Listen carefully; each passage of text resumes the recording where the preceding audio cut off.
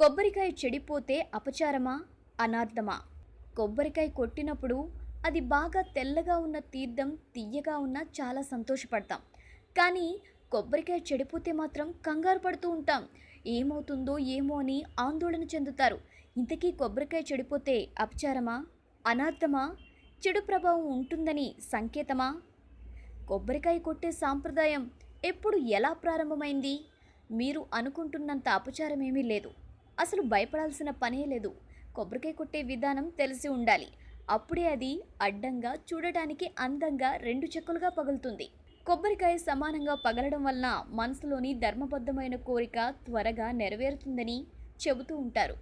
కొబ్బరికాయలో పువ్వు వస్తే, ఇక కొత్తగా పెళ్ళైన వాళ్ళు కొట్టిన కొబ్బరికాయలో పువ్వు వస్తే అది సంతాన యోగాన్ని సూచిస్తుందని అంటారు. అలాగే ఒక్కసారి కొబ్బరికాయ అడ్డంగా కాకుండా నానా వంకర్లుగా పగులుతూ ఉంటుంది. ఇలా పగలడానికి కొబ్బరికాయ కొట్టడం రాకపోవడం ఒక కారణమైతే, మానసికపరమైన ఆందోళనతో కొట్టడం మరో కారణంగా కనిపిస్తుంది. కొబ్బరికాయ కొట్టినా నిలువుగా పగిలితే, కుటుంబంలో ఎవరు కొబ్బరికాయ కొట్టినా నిలువుగా పగిలితే ఆ కుటుంబంలో కూతురు కానీ కోడలు కానీ సంతాన యోగాన్ని పొందుతారనడానికి సూచనగా భావిస్తుంటారు.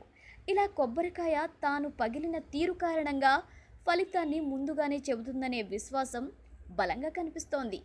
అందువల్లనే కొబ్బరికాయ కొట్టేటప్పుడు మనసంతా దైవాన్ని నింపుకొని పరిపూర్ణమైన విశ్వాసంతో కొట్టాలని పెద్దలు చెబుతూ ఉంటారు. పూజ సమయంలో కొబ్బరికాయ కనుక కుళ్ళితే ఎలాంటి దోషము ఉండదు, అపచారం అంతకంటే ఉండదు. ఆలయంలో కొబ్బరికాయ కుళ్ళిపోతే ఆ కాయను నీటితో శుభ్రం చేసి మళ్ళీ దేవుడికి అలంకరణ చేసి పూజలు చేస్తారు. ఈ ప్రక్రియ చెడిపోయిన కొబ్బరికాయదని, భక్తుడిది కాదని సూచిస్తుంది.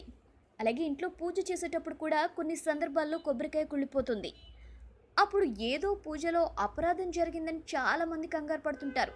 కానీ కంగారు పడాల్సిన అవసరం లేదు.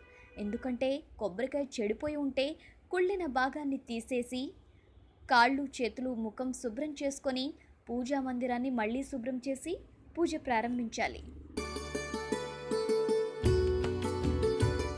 ఈ వీడియో గనక మీకు నచ్చినట్లయితే లైక్ చేయండి, కామెంట్ చేయండి, షేర్ చేయండి. బట్ సబ్స్క్రైబ్ చేయడం మాత్రం మర్చిపోకండి our YouTube channel plus TV. Thanks for watching.